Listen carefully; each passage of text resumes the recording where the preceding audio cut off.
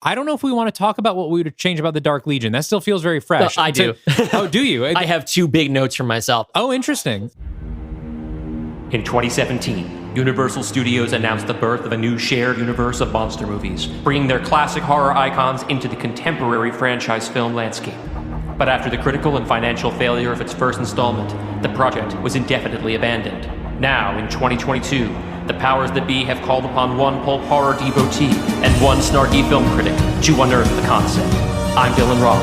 And I'm Dalton Dylan. Are you afraid of the Dark Universe?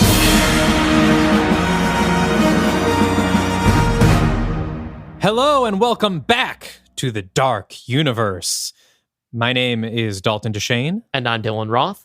And we are here kicking off Phase 2 of the Dark Universe. They said it would never happen. And by they, we mean us when we started mainly, this, yes. not being sure. But you know what? It is happening, and we're stronger than ever because we made a whole Phase 1 slate that we're pretty proud of. Yeah, it's really remarkable that we began this podcast with the simple dream of half making fun of the idea of a shared universe of monster movies that we both agreed shouldn't happen. Mm-hmm. And half like indulge our like creative and film nerd impulses and just like come up with some ideas for movies. What we didn't expect to do was like write a couple of movies. Yeah. And have that be like kind of what the show is. Yeah. It's been very surprising to us. And also we went into this podcast having not even seen The Mummy. Yeah, we jumped in, which of course is all because Universal hired us to do it, and that's our story, and we're sticking to it. Yes, unless you're a lawyer, and it's and we agreed to the project. Yes, but before we even saw The Mummy, we didn't know what we're getting into at all. And now we've created an Avengers and everything that comes before it. If this is your first episode, welcome. This is the show where we build out Universal's failed Dark Universe, one film at a time. We will not be pitching a movie today. Today, we're going to be talking about planning our Phase 2 and reflecting back on our Phase 1, which you can go back and listen to in the episodes before this. We did a whole 6 movies. I mean, one of them wasn't ours. Yeah. 5 original movies. We did 5 movies, but one of them is 2 episodes long. So it's kind of like we did 6 movies. Yeah. With a whole cast, and we do music, and we do dialogue, and yeah, what a fucking wild ride it's been. We were not planning on it being this much work, by the way. No, Dalton, if you had known what this was going to be, if I had like pitched to you the show that we ended up creating 6 months ago, would you have agreed to do this? Well, here's the thing, is I think when we were talking about it, you sort of did. You were sort of like, and we can do music for these, and we can like make like full scripts and everything. And I was like, no. I was like, let's slow down. I don't have time. I can do this, but like, let's do it straight back. But the thing about me is when I do something, I like to set the expectations low because I know I'm going to get carried away. I think we both have that impulse to get very carried away to the point where we scripted a full 90-page screenplay for our finale, which was not on my radar at all. And I said, no, we can't do stuff like that. We didn't plan to do that when we sat down to record the episode. No, we were going to just we were just going to talk it out. That was supposed to be the episode where we took a break from writing and we just kind of improv'd the movie and we're like, no, we have too many good ideas. We have to do this. And honestly, it's thanks to that I think probably most of you are even listening to the show right now because the fact that we went all in with that and we invited the voice cast and kind of opened the doors of the podcast a little bit, kind of made this feel like more of an event. So we want to thank everybody who's joining us from that whole endeavor, and like another huge thanks to our voice cast. It's wild that now it's like I almost hesitate to like talk in advance about stuff we want to do on the show. And I think we are going to start getting a little bit more secretive about the events of our movies ahead of time, because now people are listening to the show like because they like the stories we're telling. Yeah. Hopefully. I mean, some of you will probably like them ironically, and we also enjoy your clicks and listens and support. We don't care why you like it. Yeah. We don't care if you're laughing with us or at us, as long as you're here. Yeah, if you hate this show, but you listen every episode, then we love you exactly as much as the people who think that it's good. But I don't think that's many of you. I think, yeah, like we started this thinking the idea would be people would just listen to see how kind of goofy it was. And I think that is maybe what draws people in, is just like, oh, that's kind of a goofy idea. But hopefully, we've crafted stories that I know that we are passionate about, that like we genuinely like and are proud of.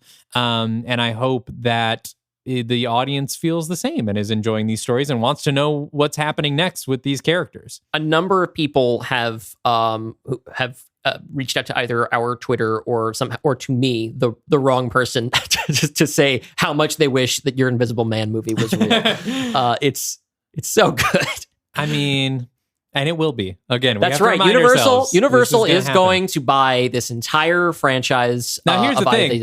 And to slightly break character, if enough of you are listening, who knows? That's true. if we blow this up, maybe we'll finally get some of these movies. But we need the attention of the people who can make the decisions publicly, as opposed to the very real person who has secretly hired us anonymously to come up with this pitch and turn it into content.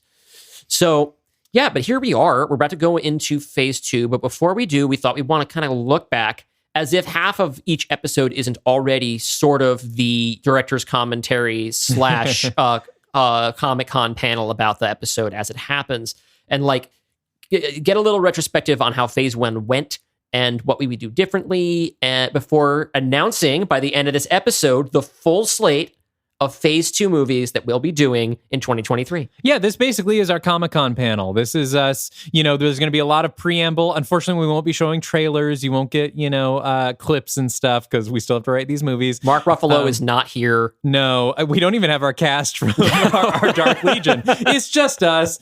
But here we are in Hall H, and we are going to get to our phase 2 lineup. But first, yeah, because it's been such a whirlwind, just kind of, I can't emphasize enough how hectic this podcast has been, because every month, each of us have had to write a whole movie. And again, they're always longer than we plan on them being. We're always like, okay, or at least I was always like, okay, I'll just do like a very simple outline, and it gets way too big. And then we add music. And so like, we have been like holding on for dear life as we make this. And so we want to take a little breather with this episode and look back at what we did, and think about what we want to do different, and just kind of get some perspective. So I thought it would be fun if we went back to our first episode, and because our first episode, we talked some big talk. We watched The Mummy, and we were very angry about what we had just seen. Although I will say that as Nick has grown on me, I think that movie has grown on me just a little bit. Watch it again. I'm going to have to. I'm going to have to. And I'll probably eat those words. Let that feeling fucking disappear. I will eat those bad words. Movie. Yeah, so we're going to go back to our episode 1 and listen back to some of the promises we made ourselves, and think about whether we did them successfully, if we completely abandoned them, if they're things that we should have done. So Dylan hasn't heard these yet. I just clipped these myself. So in this first clip, we talk about the major exposition dump in The Mummy. I want the number one rule for our franchise to be no opening with exposition dumps, because it is brutal for the first film in your franchise. It opens with Russell Crowe doing a 10-minute voiceover just telling you the story of The Mummy. We did this pretty well. I think we actually did this one. I think the thing that sucks is that our dark universe is always going to be saddled with opening with that Dr. Jekyll monologue. The worst way to open a massive blockbuster franchise. But I think since then, both of us have done an excellent job at weaving in our exposition into our stories.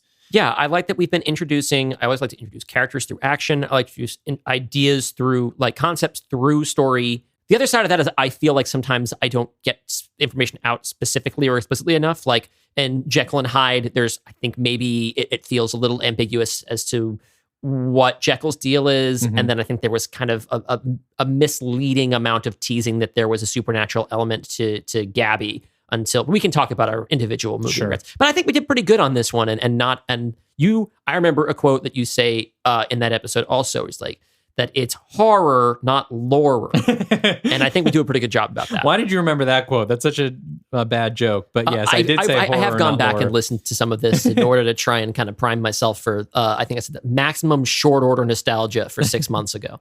The other thing is, like, when I'm approaching a story, I think all exposition and lore should exist in service of the story you're trying to tell, which should be a story about characters and challenges and growth. And one of the things that really frustrates me, it doesn't happen as frequently in horror as it does in sci-fi and fantasy, but like I will get immediately turned off by a sci-fi or fantasy story that just dumps all this like, and these are these different factions and they're fighting because of this, and here's all the names of the people, and here are all the locations you need to know, and like they just like they do all the world building without telling you a story first. And that's what I feel like The Mummy did. It's like, all right, so let me tell you all the history of the mummy, and here's where she's from, and here's why she died, and like it's like great, but tell me a story I care about first and weave that in. And I don't think we have come up with any lore for the sake of lore. All of our like lore shit, like all the stuff about Osiris and being the brother of Set, which like we did some research on and stuff, but Sure, like we incorporated it because that's what got our story from point A to point B.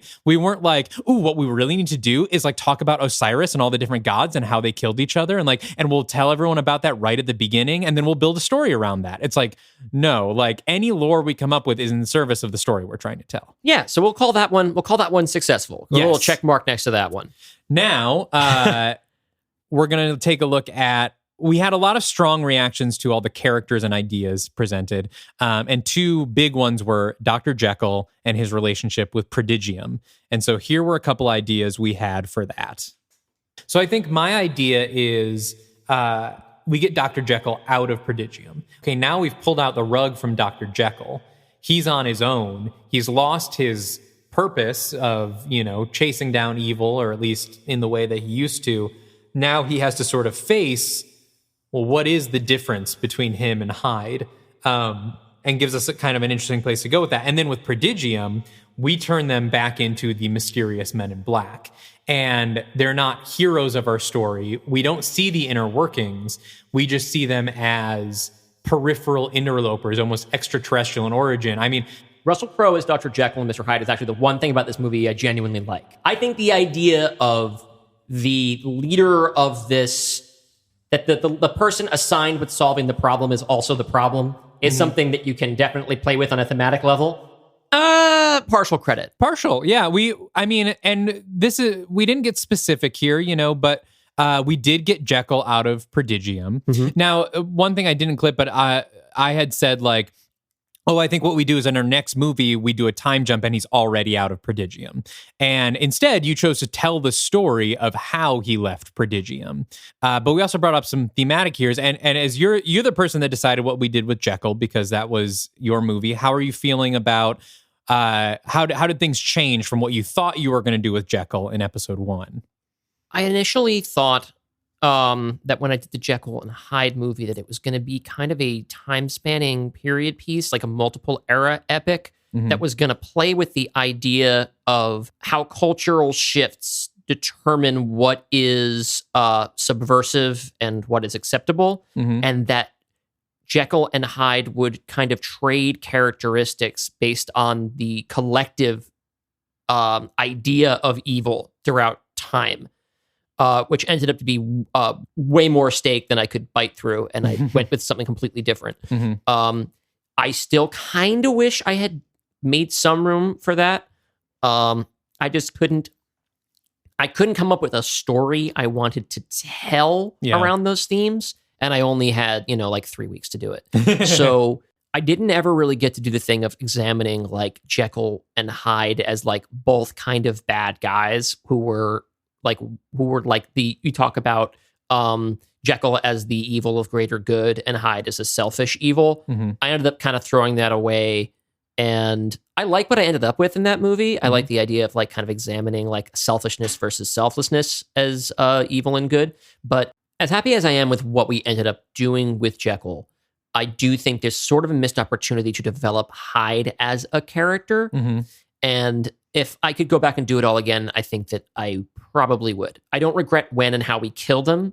So, I don't know. I think it was best for the story to kill him. And on the other side of things with Prodigium, we did get our characters out of there. Yes. And we did sort of transform them into the Men in Black a little bit, definitely in Frankenstein. And they played a much larger part in Dr. Jekyll and Mr. Hyde, but we ended out of there and we introduced Indrid Cold. I think we kind of have a choice now of whether we even want to keep it. Like, now that Jekyll's dead and we know they exist, and like Indrid Cold kind of had an ending. We know he's still alive, so we can use him. But honestly, I keep forgetting about Prodigium now. Like, I don't think, even when we were like scripting it, I wasn't thinking of Prodigium as Prodigium. I was thinking of them as, oh, this place where this set piece needs to happen, you know? Because we didn't use Cold. We just had a bunch of anonymous grunts get killed. Yeah. My interest in Prodigium is kind of gone, but maybe that will change if I think for me, if my story needs something like that, it's something we can dip into. But you know, I think our phase 1 has made it a little more inessential than it was when we started. I think the other possibility is to kind of treat Prodigium as a sort of tritagonist situation, where like it's kind of like having them not be the central antagonist, but like a kind of constant force. Like we talked about them being like the Men in Black and being like this. They are simply maintaining the status quo, and they're not really on our characters' sides, nor are they directly opposed to them. And having them go in and out, like the way, like if you're telling a story with like Dr. Fate, like the way that like Nabu or the orders of or like the Lords of Chaos and Order would get involved in the story, and they're kind of more of a force of nature. Yeah. I think each story has to dictate, right? That's the thing, is like, I don't feel a pressure to, we have to find space for Prodigium. Nah. You know, I think it's kind of like if our movies need it, it's something we can, you know, the toys are still in the toy box, but I'm not feeling a burning need to like, we have to figure out what Indrid Cold is up to now. No, I think it would be cool to at least take some time away from Indrid Cold. And I think it would be neat to never see Prodigium from the inside, like ever again. Yes. I think now that we've raided that facility, we're on the outside looking in going forward. Yeah. In this next clip, we talk about how we wanted to treat the protagonists of our movies. I think that we should consider a model in which the protagonists of each film, the non-starring monster characters, are presumably at least one-off characters who do not recur, and that we can kind of just decide to pick here and there which ones we want to carry on. So that if we're trying to make them more like horror movies, then we want protagonists who are less in the know than the audience. We want them to be in maximum danger. We want the audience to believe they could die. Yes, that's part of it. And so I think on the sort of metatextual level of this, I would like to be casting the non-main monster characters with people on single film contracts. You did better at this than I did. I think we each did it once, because Caroline is kind of this as well. My Frankenstein kind of does this just out of necessity, just by the fact that it takes place in 1831. Yeah, so all your characters get thrown out at the end. Yeah, and you did this in Jekyll and Hyde. Yes, and I have no plans to return to Gabby Utterson. Her story is over. Yeah. I would like to be better about this next phase. I say, as my next movie I know will not necessarily fit this, but I want to keep making room for this, because I think you have a very good point here, which is that like you make the point outside of this clip that like when it comes to the Halloween movies, Michael Myers isn't the protagonist, it's Laurie Strode, you know? And like, I think we have the opportunity to make that where like, in order to enrich our monster characters, we can let them be monsters and not have to find ways to make them the central character in every movie. Oddly enough, while I still think it's a great idea, when we announce our phase 2 slate, I'm not certain that any of the movies that I'm planning to write for the next phase are going to follow this rule at all. It's so hard because we've built really strong characters now, you know, like because we didn't necessarily follow this, like, and because our Dark Legion kind of necessitates it, right? We have to eventually get all these monsters in a room, and you need them to be characters. Like, we couldn't do a Michael Myers because you can't put Michael Myers on a team. No, you can't. He deliberately has no personality because he's a force of nature. He's a force of evil. And we sort of have to humanize these. So when they get in a room with everyone else, they act like humans, you know, or like they have things to do and say. So, I think there's a possibility of my doing this in one of the upcoming movies, but like, I still think it's a good rule, but I think that it can't be a hard and fast rule. I like what we've done with both the monster protagonists and the sort of monster secondary characters. Yeah. I think as, you know, my thing going into this was that I wanted to make everything more horror, more to its roots. And then, of course, I do Frankenstein, which does that. And then I do the comedy Invisible Man. I want to still be trying to force myself into grounding this in some... I want to be giving us some tentpole horror movies to like go between, so that Frankenstein wasn't just a one-off, but you can sort of point to like, oh, the Dark Universe does these sort of standalone films that are pure horror films. The more we do the cross-pollination of our franchise, that gets harder to do for reasons that we talked about in episode 1, where now all of our monsters have to be main characters and they have to be friends, and they, I want to make sure that one of my priorities for myself is carving out space for these horror movies to exist. Yes. I like that we are doing sort of genre experiments. I like that we have not yet pitched two movies with the same tone. But we do probably want to, we want to make like 25 of these, and there's going to be overlap. Like, we're about to do sequels, right? Yeah. And so there's going to be an extent to which, like, I think we have horror movies coming up. I think we have an interesting variety, but we do definitely we don't want to have only like one straight up horror movie out of every like 5 movies. I'm also, I've been thinking a lot that I don't want any of my sequels to even be the same tone as the first one. I agree completely. I want to be changing genres within the franchise. Like, My Bride of Frankenstein is not going to be a dark body horror thing that the first one was. I'm saying this now. This might be the clip I play in the Phase 3 opening, where it turns out I did exactly that. Yeah. But I really want to... I mean, that's one of the reasons I put The Invisible Man in a terrible place at the end of The Dark Legion, because I wanted to signal like, hey, the next one is not going to be the slapstick romp that this one was, and I think that's more fun than just a series of movies where they all feel the same. Absolutely. And there's also, we kind of have some added freedom here where we do not have to consider audience expectations as much. Yeah. When you're a studio and like you're making like a sequel to Iron Man, you got to be like, okay, but the fans of Iron Man want to see an Iron Man movie. And we have the freedom to be like, well, the fans of Frankenstein, who cares? Like, they're going to be fans of this next one, whether they like it or not. I'm going to make the movie that we want. Exactly. Whereas we're tasked with creating like a slate of movies under a certain set of rules, but they're not strict rules. And then as a show, as a podcast, obviously we want to keep things interesting for the people who are listening. Yeah. But unlike the sort of mass audience, big blockbusters that come out every summer or now all year, we have to kind of count on a certain amount of trust from you, the listener, that especially since you hear us having these conversations, that to kind of expect the unexpected in that way. And you're also not paying us. So well, we also assume that you are here because you enjoy the goofiness of the entire conceit of this show, right? Yes. Like, the only thing we need to, when you're making an Iron Man movie, you are appeasing a very large market mainstream superhero movie fan. We are not appeasing the dark horror Frankenstein fan. We are appeasing the Are You Afraid of the Dark Universe podcast fan, which is, if you're listening this far in, we assume you like how, but there's no other reason. Idiosyncrasies and how weird this show gets. This is not the kind of thing where you feel like you have to go to listen to this episode on Sunday when it comes out, because on Monday Twitter is going to be spoiling it. It's not appointment TV. You're listening. If you're listening, we assume it's because you like the show and you like what we do. And so hopefully the next phase will not disappoint you. And we're going to try to. It's still going to be the same show. Yes, but just like the show has been, it's going to be a little bit of a different show every time. Yeah. Oh, gosh.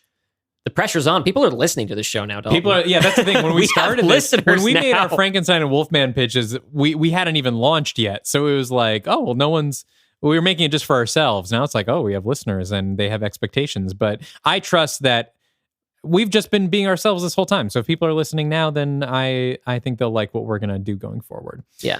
Here's one I was way wrong about. I think we do have some opportunities to play with some anti-hero stuff. Like, I think the most obvious monster for a non-villain capacity is Frankenstein. Yeah. I think Frankenstein you could really build as the soul of your series. And it's sort of in the way Captain America was. Not that we need Frankenstein to be Captain America, but in the way that like he was the one people connected with emotionally, is like, this is, you wanted to root for him.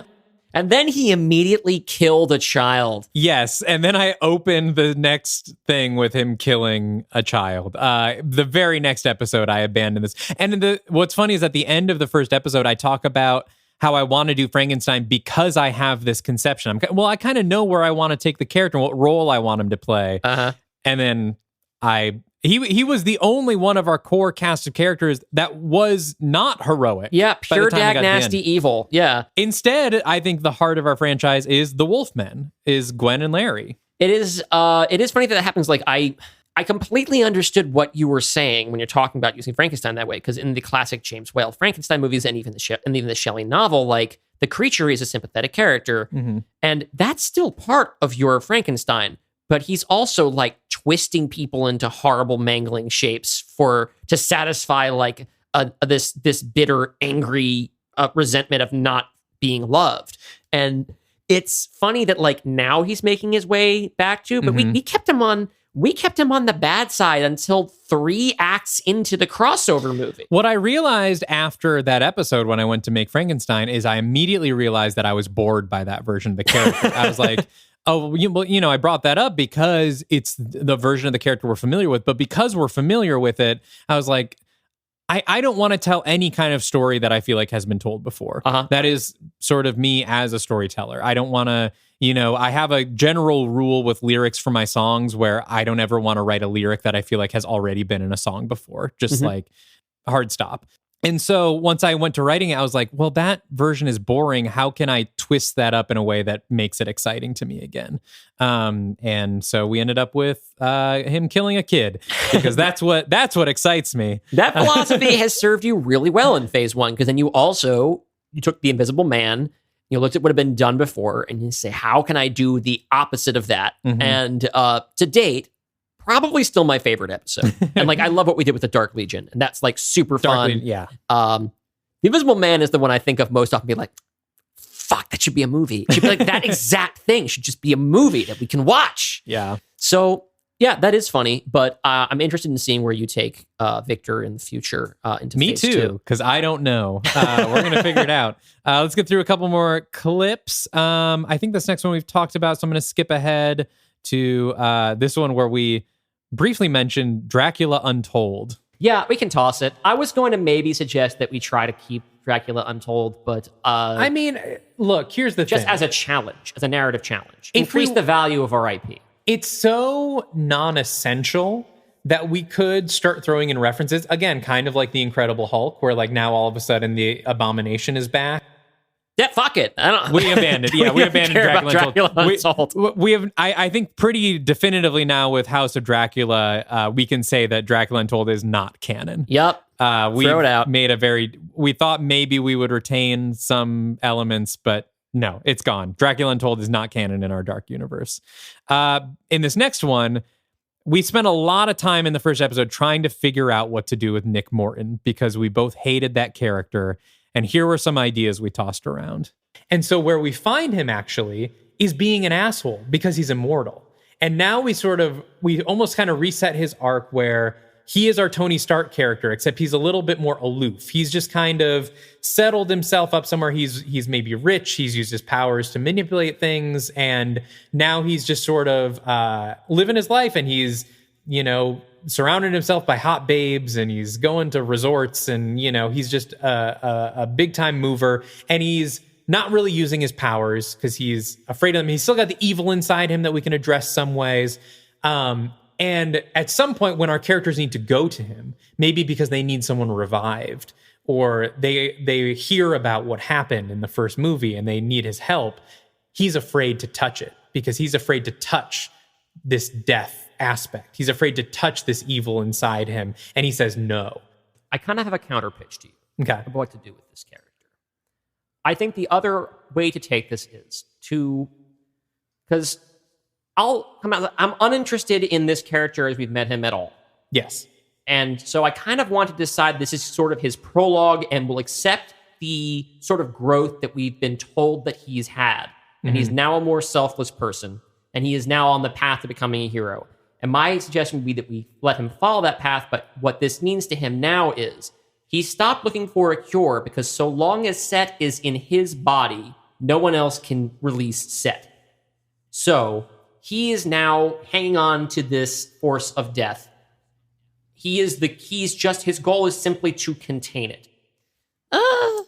Both good ideas that we sort of, the second one we sort of took elements of. He's definitely afraid of the power inside him. Right. We took that's like kind of the common 10% from each of these ideas. Yeah. I think the thing I was saying there with like him being rich, I wanted to completely turn the character upside down. I wanted to be like, we need to see him in a completely different context. We need him to be in a different situation, but also give us a chance to sort of do his arc again, but better. And I think where we actually ended up going with him was following his arc from the first movie. Yeah, you just picked up right where they left off in The Invisible Man and just made him fun. Like, both of us wanted to throw out the character and start something new in a way. And we ended up just kind of like, well, what if we just continued it, but did it good this time, and didn't reset anything. And you did a great job. And it's way more in the spirit of what this project's supposed to be, right? Yeah. Like, because if we just toss out stuff from The Mummy, then we're not really doing what we set out to do. Yeah. And you really made Nick Morton work as a character without contradicting anything. We talked about how we like to be additive and not contradictory. Yeah. And that's, great job. Well, that's, thank you. We talked a lot in the first episode about nerfing him, like taking his powers away because he was too powerful. It could bring everyone back from the dead. And I'm glad we didn't because, again, that doesn't feel additive. This feels like we're erasing something without replacing it with something. And so instead, we just gave it a complication, which is if someone is like dismembered, there's only so much he can do. Like he can bring the life back, but he can't like repair their body. Yeah, and I like that in that we set it so that if you're an evil mummy and you just want an army of mindless drones, then you don't care about the condition of the people that you're digging up. So it's still it's still the same tools that Amenet uses in The Mummy, right? But if you're, like a compassionate person and you're a hero and you're just bringing back, the people who have agreed to fight for you and your friends, then you don't want them to suffer. Yeah. So I like that we didn't nerf the power. We gave it sort of an ethical limitation. And it's something that opens up more story ideas instead of limiting them or throwing things out that have been previously established. I really like Nick Morton now, it's which funny. It's weird. And he did kind of become our hero, and we'll see if that continues. Didn't think for a second that we should kill him off in the last movie, which I initially was like, well, I guess we're kind of like, well, it's Tom Cruise. We got to keep him around. He's our Iron Man. He's got to make it through this saga. Kind of toying early on in phase 1 with like, do we just get rid of Nick because he's not interesting? Now he is essential to our story, and I look forward to seeing what's done with him next. We'll see. So those are the clips I have. I do want us, before we move on to phase 2, to think about what would we change now that we have some distance from the pitches? Because again, the pitches were written in a massive hurry where we had like 3 or 4 weeks to come up with the idea and get it down on paper and record it on a podcast. So those are all very first draft. What things would you change in another draft if you had a chance of our phase 1 movies? Well, let's start with Frankenstein. Do you have any regrets there? I do. So actually, Frankenstein is one that I have continued to work on because I am actually trying to turn it into a treatment that could be sold. And to be honest, the story has radically changed. I have changed a lot of the characterizations into a thing that probably wouldn't work in the dark universe anymore, but works better as a standalone movie. And I don't want to get into all of that because it's not relevant. But the thing from my pitch that didn't sit right with me even at the time is the fact that my Act 2 sort of set piece is Frankenstein sort of meeting a sex worker, and she's like interested in him, but as soon as she sees his body, he kills her, right? And I knew at the time that is a cliche. At the time, I justified it as it's a cliche that serves the story because we do need a death here, and we need to show Frankenstein's tenderness and his capability for feeling affection and stuff. But then We also need him to tighten the noose around Caroline in a way. So sending her the leg and saying he's going to start, getting parts himself kind of puts a ticking clock on her, so it was very functional. But also I'm very aware of like the trope of like fridging sex workers. And like, I wasn't thrilled about that, and also, but even if that wasn't like a problematic trope, which it is, it's also just, it's been done to death and it's not interesting. And so what I've replaced it with in my new revisions is I've given Caroline a trio of friends who are based around Percy Shelley and Lord Byron, and then a sort of invented female friend that she has a queer love interest with. And they invite her to a weekend of telling ghost stories. I'm basically recreating the creation of the Frankenstein, the novel, where like they say, why don't you come over? We're going to tell whoever comes up with the scariest story wins. Right, which they then reflect in James Whale's Bride of Frankenstein. Exactly. It's actually presented in Bride of Frankenstein. It's a story everyone knows about the creation of the novel Frankenstein. And the weekend comes and it's a stormy night. And who shows up at the door? Not Caroline. She's stayed home because she's trying to figure out all this monster stuff. The monster is there. And so the monster is the one who shows up to the weekend. And he is brought in and he's actually treated with tenderness by these artists. And our Lord Byron character, because Byron was very gay, is the one who sort of comes on to the monster. And the monster, who pansexual, bisexual, whatever, he's just happy to be seeing attention. He's never gotten any kind of romantic or sexual attention. And when that gets revoked, he goes on a killing spree through the whole house. And he kills Caroline's love interest. He kills her friends, and so it's a much bigger set piece. It is an inversion of something we've seen before, which is the creation of the novel. And yes, I guess he does kill queer characters, but he also is sort of introduced as a queer character. And then Caroline is also a queer character, and so it doesn't become just about the fact that he is killing one of our only non-traditional characters in the movie, right. It becomes a larger, complicates the sexuality and the motives of everyone involved. Well, you've told me a couple of times that you, maybe like an in general thing that you want out of this, that maybe you would want to apply more retroactively, and this is one way to do it, would be to have more queer characters and queer themes throughout our universe. I mean, one thing I should mention is that in the production of Phase 1, I came out as non-binary. Yeah, you came out as non-binary about I think we had recorded 5 episodes. Yeah. And then in the middle of that. So this is something that was, obviously already something that you cared about, but now is something where you're talking about it more and you're making it more like a public part of yourself. I mean, one thing I realized is how queer a lot of the stories I've told already are, not necessarily in this podcast, but just in my other creative output. And, I think it's okay to make that more explicit, but not in a way. I don't want to be pandery about things. I don't want to be like, all the monsters are gay because I want them to be gay. It's like, again, it has to fit the story well and it has to be additive.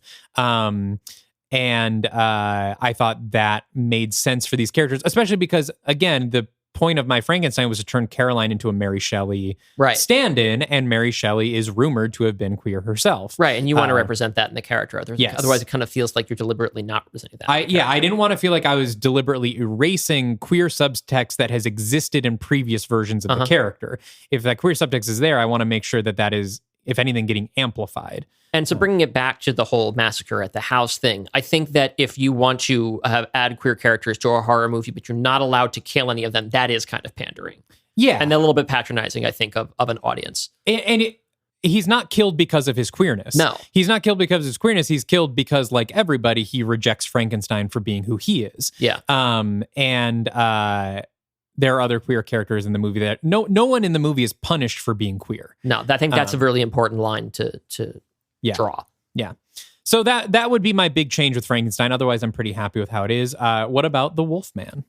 The Wolfman, the main thing is, not long after it came out, one of our very first vocal fans on the internet, Michelle Lachand, I think, hope I'm saying it correctly, DM'd us, be like, I love the way Michelle is a screenwriter in Los Angeles, to say, this Wolfman script is really fun, but that's not the end of the movie. That's like the midpoint of the movie. You need to have a third act where they go back to the mansion and they bring the fight to the Talbots. And also, Gwen never turns into a werewolf.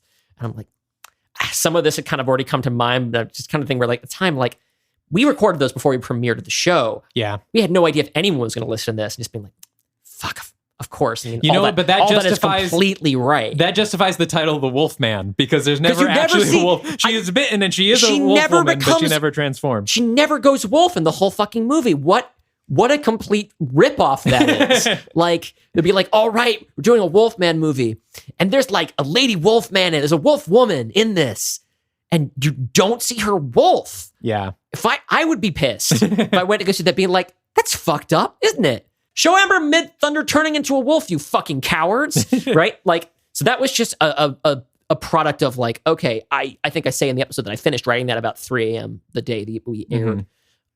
That's how far I got in it, and it felt like that's where the story was going to end. But also because I wrote it kind of more, I think, with the feeling, the pace of like a TV pilot, like knowing that there was going to be more to the story.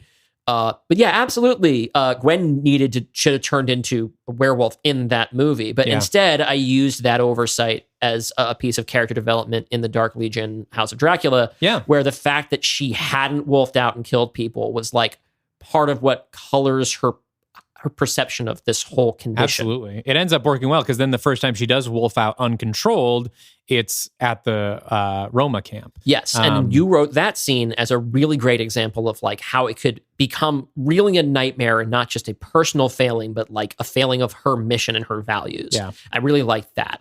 So that's the main thing. But it also leads to, I think it's a really important thing when you're doing like shared universe storytelling in comics, for example.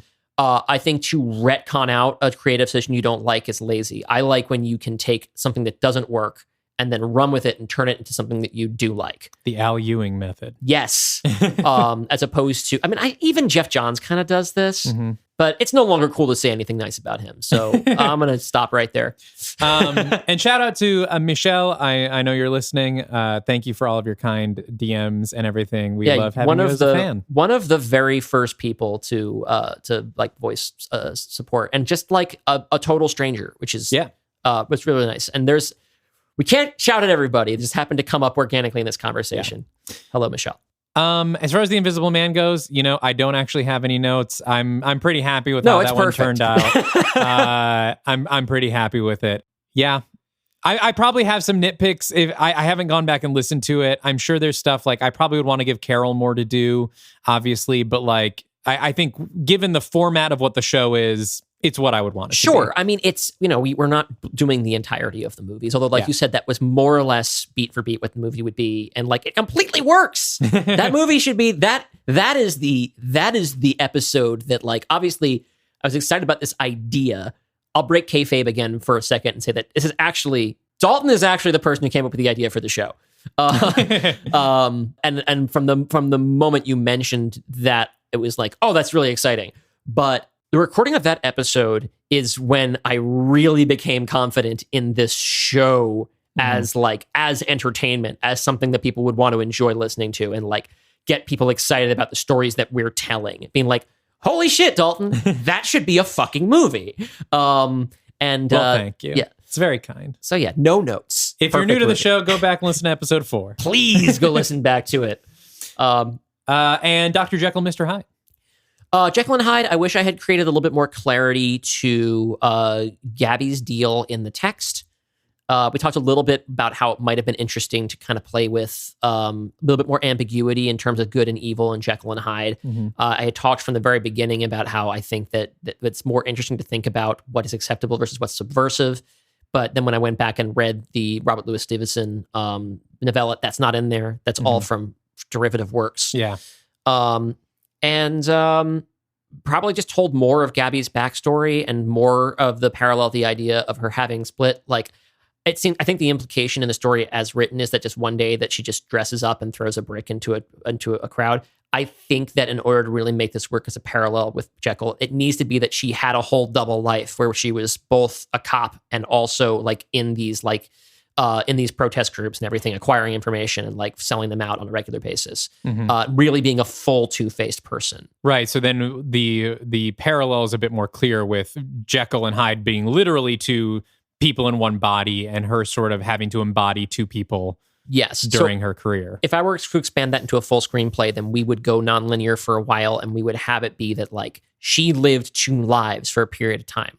And she did this at the behest of her shitty cop buddies. And that there was an ambiguity and a conflict in her at the time.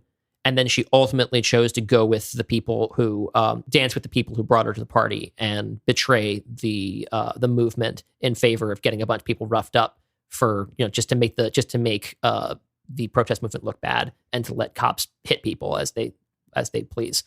Can I make a suggestion? Please. I feel like now thinking about that, one thing I would want to see from that movie is I think it's kind of the same thing where we could build a new third act, where we could let your ending with the Prodigium stuff sort of be a second act and move forward from there. And since this is Gabby's only movie, we've talked about like that's kind of the end of her story. If there's a way to rope in her police past to the main plot of the film, where she is sort of actually forced to make that choice, because I think we see her moving on, but I think we could give her an action to do that shows that instead of letting that be an internal choice that she just makes in the face of Jekyll's journey, actually force her in a situation where she has to make an action that, maybe they come in conflict with her former coworkers or something like that involves these cop characters in the present day, where she takes action to show that is not who she is anymore, and let that sort of Jekyll gets a big climax, but I think Gabby's climax is internal. Yeah. And she should have a hero moment too that puts a cap on her story. I completely agree. I also think that using the social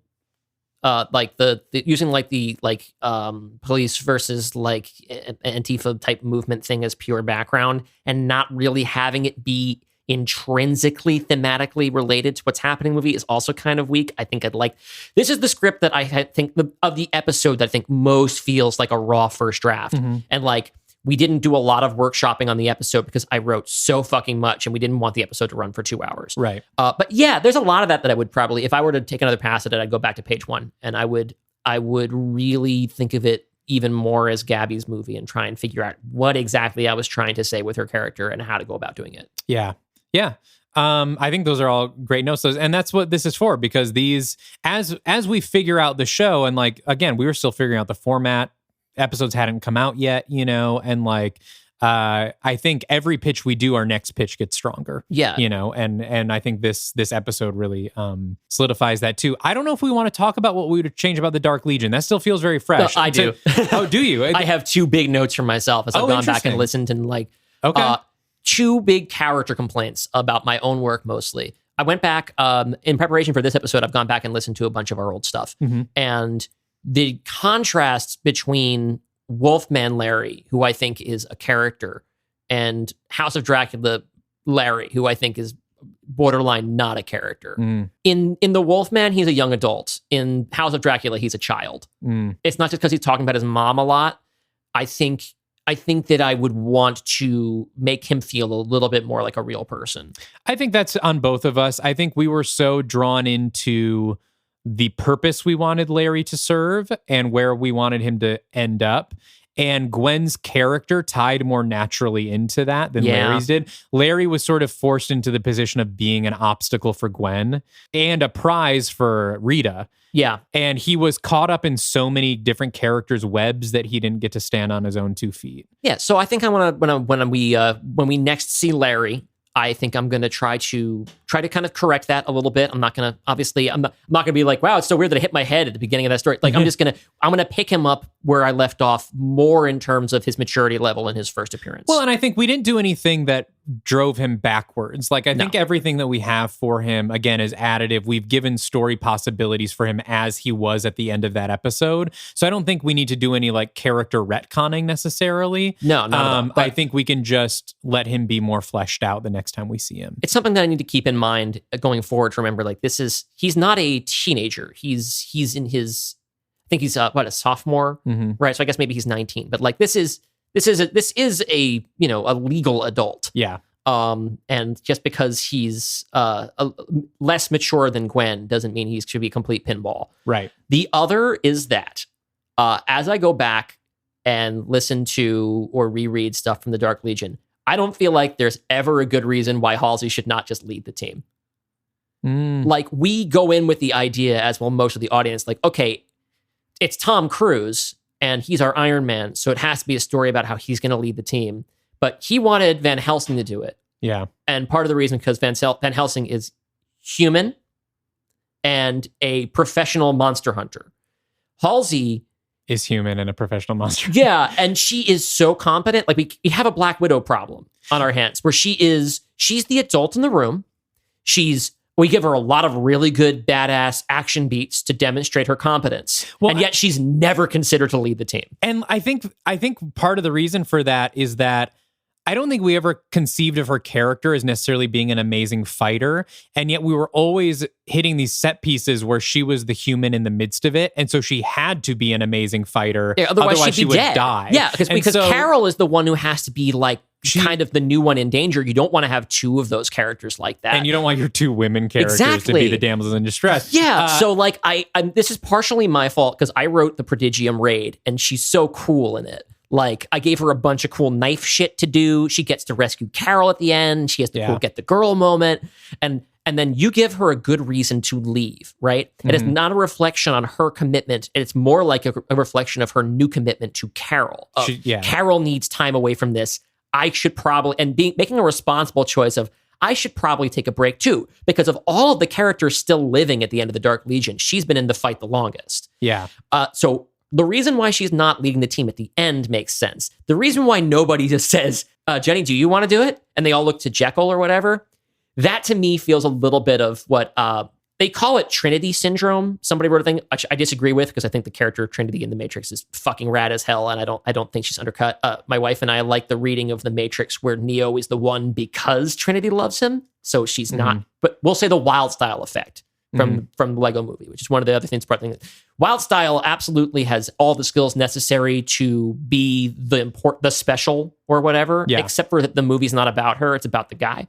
And we have the inertia from The Mummy, where she was a secondary character in that, and the inertia from Jekyll and Hyde, where she's a secondary character in that. Yeah. And so it's funny, like, part 2, as we're recording this, hasn't come out yet. And now that people are listening to the show, the thing that I'm bracing myself for as I listen to everything, be like, someone could call me out for this, and they'd be 100% correct. Yeah. It's now that you say that in retrospect, like, I think also, like, we are also trained by Hollywood not to expect it. Yeah. Because the fact that we have Tom Cruise and Russell Crowe and like big name stars, and Annabelle Wallis is an accomplished actress. She's great. Sure, but she's not a movie star. Exactly. And so she's the voice of the computer on Star Trek Discovery. I think even just listening to the episode, I think it won't occur to a lot of people because it's like, oh, but she's not like the star of the movie. Right. And so she's not leading the team. But you're right. From a storytelling perspective, it makes most sense that she would be the one in charge. Yeah. But I also was thinking about the long game of I think that Gwen is the leader of the movement in the future, right? And I wanted to think about her journey there. I wasn't thinking a lot about Halsey's journey because we inherited her as a secondary character. But as we've built her, she's just she kind of rocks. Yeah. So the fact that no one asks or be like, do you want to do it? There's no one even kind of considers that she's the one. It has to be you, Nick. Yeah. Right. And it's like, okay, well, like, yeah, it should. Tom Cruise is the top billed star and he has the big mommy powers. But like, yeah, I feel like she got shortchanged a little bit. Yeah. And like, I want to call myself on it on the air before anybody else has a word to say about it. I know it happened by accident. I want to do better by that character because she wasn't rad when we inherited her, but over the course of the movies that she's in, no, she's cool now. Yeah, and she's great. Yeah. We've rehabilitated all of the Mummy characters. So those are my two like Dark Legion regrets that I have like immediately. Like we're only 2-3 weeks out of having recorded that episode. It's very fresh. And like you said, as we're taping this, the second part hasn't even come out yet. Yeah. The last question I have about phase 1 that I think is something we have not considered or talked about during this is if you were not doing this podcast, if you had just, let's say you saw The Mummy, let's say you saw 2017's The Mummy, and then these movies were made, what would your reaction as Dylan Roth, seeing the trailers for Frankenstein, Wolfman, Invisible Man, Jekyll and Hyde, say you see these movies, what would your excitement level be? What would you think about the dark universe? I mean, as a baseline, going back to like kind of the absurd thought of doing this show, being like, why the fuck would you do this? Yeah. no one's pulled this off. It I think the always idea fails. is repellent. Yes. The general idea. I mean, that was everyone's reaction when it was announced. Yeah, It was like, this just is a make joke, fucking right? movies. Yeah. And then the fact that Universal, especially with the timing of it, Universal then started just making fucking movies. Yeah. Made that great Invisible Man that has nothing to do with any other movie. It's like one of the best horror thrillers of its like decade. Yeah. And if they were then to go back on that and be like, well, now we're doing a dark universe, my reaction would be, fuck you. Just make movies, dipshit. But then let's say you saw these movies. Well, I mean, I wrote 2 of them, so I'd like to think that I would enjoy them. Although, again, like I do feel like Jekyll Hyde is the weakest of the bunch. The Invisible Man is a movie that I would never shut up about. I would be telling everybody how they need to see it. The people are like, if in the real world, there would be a backlash of being like, you know, they made this really, really like smart and like socially relevant and brilliant Invisible Man movie that's like about like abusive relationships and it's like got this like strong feminist bent to it. And then they go ahead and make a stupid slapstick comedy with John C. Reilly. I would understand that reaction. Be like, no, you have to see it. You have to see this movie. It's so fucking good. I think The Invisible Man would flop. I think it would be kind of a pop star situation. All these movies would flop because there's not an Iron Man in any of them. Well, yeah. I think I would be obviously skeptical about the whole thing, especially after The Mummy. I think I would go see Frankenstein and, you know, I wrote it, but I think I would enjoy it because I wrote it to be something I would enjoy. I think Wolfman I would be skeptical about because tonally from like a trailer, it would probably feel the most like The Mummy, where I would be like, oh, they did this great horror movie and now they're turning it back into an action franchise. But I think I would enjoy it. Invisible Man, I think would have the widespread thing of like what you're saying, where people would be like, why would they make this? I'm not going to see it. But then word of mouth later would help it become like cult classic written all over classic. But I think the public reaction to it would be pretty negative as like, why are they, and also because tonally this is all over the place. People are like, what are they doing? Yes. And I think that might get some of my interest back and the idea of being like, oh, they are doing this universe thing different than anybody else is doing it. Or like maybe like almost like taking like the sort of best short-term idea for the DCEU, because of course none of these stuck, of being like, okay, these are going to be wildly different movies and they will have some common threads. Like, you know, like Shazam felt and Birds of Prey felt like different movies from each other and way different movies from the Snyder stuff. But the idea of doing one of these where it really is, no, they're a movie studio that makes all kinds of different kinds of movies and they just happen to be set in a universe and they'll tie them together. I feel like it's possible that it would win me over. It's also important to acknowledge that as a professional film critic, I would see all of them. I saw 94 movies this year. So like, yes, I would see them. And I would try my best to keep an open mind before the 94 roll. new movies. Not like you only watch 94 I saw movies 94 2022 films during 2022, and I have like, I'd kind of like to hit 100, but I have a kid now, and it's almost Christmas. So yeah, I think our Dark Legion, I mean, again, we're pretty recent. I don't want to toot my own horn, but I think it is a good encapsulation of what the Dark Universe can be. And I think it is based on our tonally different lead up. I think it is a good encapsulation where if you had enjoyed any of the previous movies, you could go into the Dark Legion and hopefully be won over by the Dark Universe by the time House of Dracula came out. I think I would be won over. It's got enough horror elements in it. It's got I think a smart story. I think it's got it balances blockbuster with storytelling and heart and horror as well as I think could be expected. And I think I would be won over to the Dark Universe by then. I think I'd be like, yeah, fuck yeah, I'm on board. Let's see what you got. Yeah, dog, I think it's really good. I think we wrote a really good movie. I think it would be like, it would be 5 movies of like skepticism and wavering, and then with some, you know, with like loving it, but still not sure they were going to pull off this whole franchise thing. But I think I'd be won over by the end. Yeah, and I certainly hope that others would be too. And hopefully, you know, hopefully you're all really excited to see these movies, and then Universal gives us the green light and we make all of them. That's what's going to happen. And they're as good in real life as they have been in your head. But we're not done. We still have to make like 20 more of these before Universal will sign the check. Exactly. So on that note, we're going to take a quick break. And when we come back, we're going to unveil our Phase 2 slate and talk about what's to come in the Dark Universe. Thanks for sticking with us. We'll be right back.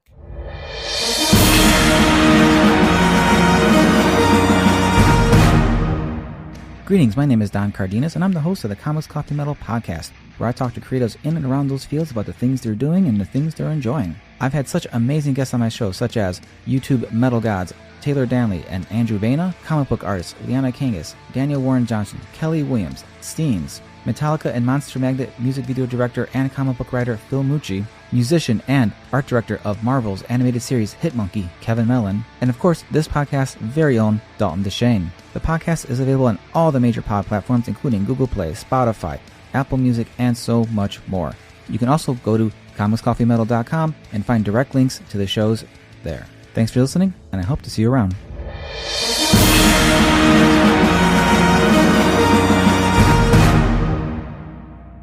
All right, welcome back as we dig into the Phase 2 slate for the Dark Universe. It's what you've all been waiting for this whole time. Yes. You listened to us jaw on for 45 minutes, just like a real Comic-Con panel. Yeah. And now you're going to get the very brief payoff to all of this. Although we should mention, so Phase 2 is going to look a little bit different from Phase 1. We will be changing our release schedule a little bit. There will still be new episodes every 2 weeks, but we will only be pitching one new movie per month. On the other episode of the month, we will be having guests on. And our first one will be in our next episode. Giovanni Colantonio of Digital Trends will be joining us to pitch us the Dark Universe video game tie-in. And going forward, we'll have guests who are... we're going to watch older horror movies with them and talk about what they would do to reboot it in the modern era. And we're going to be hearing pitches from them on movies, TV shows, possibly toys and other. We've got a lot of ideas. Some kind of new tie-ins to our universe, but not necessarily the full. There will always be a creative aspect to every episode of the show. Yes, but there will definitely be coming up with new ideas and new story ideas and things like that. But the full movie pitches be one a month. Yes, and we're spreading those out basically in order to make... neither of us imagined the show would be quite as labor-intensive as it became, and we want to keep the quality of our stories at the level that we're happy with. And also, I'm a dad now. Yes, you have a child to take care of. And Dalton has like a million like creative projects, some of which are freaking taken off. And so it's a matter of we will keep the show going every 2 weeks, and we are both really dedicated to it. Yes. But we want to keep it at a standard that will please you all, and also to invite more people into the fold here and kind of share the fun. Like Kevin Feige doesn't come up with the whole fucking Marvel universe by himself. But also, if we have more time, maybe we can write some second drafts of our pitches. Yes. Maybe it won't just be a mad rush to get them out at the last second, but we will actually have time to sit with them and, because we didn't think our pitches were going to be as long as they ended up being. We thought they were going to be very brief, and it was just summaries. More conversational of a show. But like now, like a lot of the fun now is like reading through scripts together, beating it out. Yeah. And we want to keep that going. And so we're going to spread it out a little bit, and then it's going to be a little bit more special each time. I hope yes. And then we're going to be, make more rock solid movies. Now, the other thing about that is that since those are spreading out, our next crossover will land in the summertime, blockbuster season. Summer blockbuster, baby. And as promised, we are now going to unveil the full Phase 2 slate. Just the titles. We're not going to tell you who's directing them or what the characters are going to be. Mm-hmm. But just so you know, you can update all your charts. And one thing we wanted to do with Phase 2, obviously we have a lot of sequels to get to because we have our established characters, but we also wanted to bring in some new classic monsters. So, starting from the top, next month, I will be pitching my sequel to 2017's The Mummy, titled The Mummy Returns. And that won't be confusing to anybody. It won't be confusing. The Mummy Returns comes next month. We're going to pick up with Nick Morton and see what he's getting into post House of Dracula. The following month, we'll be getting a sequel to The Wolfman, but it will not be called The Wolfman 2, and it will be its own sort of standalone film. And it will, in part, adapt an even earlier Universal werewolf picture called Werewolf of London. This will be called Werewolves of London. Yes, that is where Warren Zevon got the title of his movie from. And then, the month after that, we will be introducing a new monster into our dark universe as I give my take on the creature from the Black Lagoon. After that, we're going to do a new take on one of the weirder choices to be a Universal monster, but it goes all the way back to Lon Chaney Sr. in the silent era. We'll be doing the Dark Universe version of The Phantom of the Opera. Following The Phantom, we will go back to Sequel Town with The Bride of Frankenstein. After that will be the first solo movie from an established character that we have in our universe. Picking up with the new status quo for this character at the end of the Dark Legion House of Dracula will be Dracula Lives. A standalone film for Dracula, who is now mortal following the events of House of Dracula. And I've got some truly wild ideas for that one.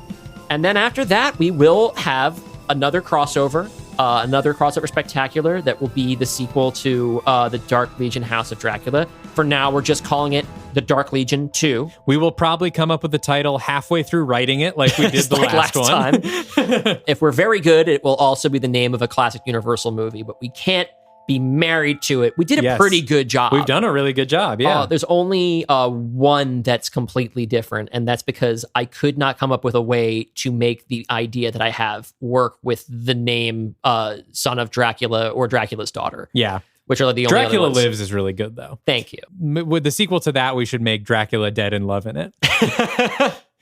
Remake that one. We talked about it being Dracula Alive and Hating It. So that is our slate. That is 7 movies. That'll take us most of the way through 2023. Yeah. And that is more than our previous phase and more than Marvel's phase 2. Right. We're outdoing them already. Uh-huh. And it's basically that more or less because we want to make sure we have an even number of ones that we're writing. Yeah. We didn't inherit a movie this year. We're in full control of our IP now. Yeah, we can do whatever we want. Like, it has to have the shape of the Infinity Saga. It doesn't have to be a one-to-one with the Infinity Saga. And we're not really chained as much to the Mummy anymore because we've taken all these characters and remade them into versions we like. I, unfortunately, will be tied a little bit to the lore of the Mummy as I dive back in for The Mummy Returns, meaning I am going to have to watch that movie again and take notes on all of the lore that's there. We talked about it, though. I actually want another Nick Morton movie now, as long as it's your Nick Morton. Well, I hope I don't disappoint. I have a lot of ideas for Nick.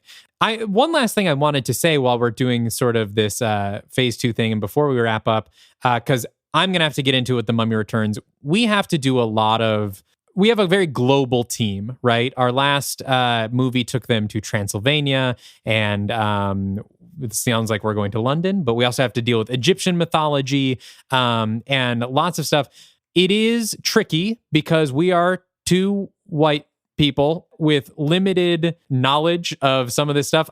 We might have gotten a lot of our Egyptian mythology way wrong. I know I sort of bent the rules of Osiris a little bit by making him god of the moon, by using some different interpretations of his whole deal.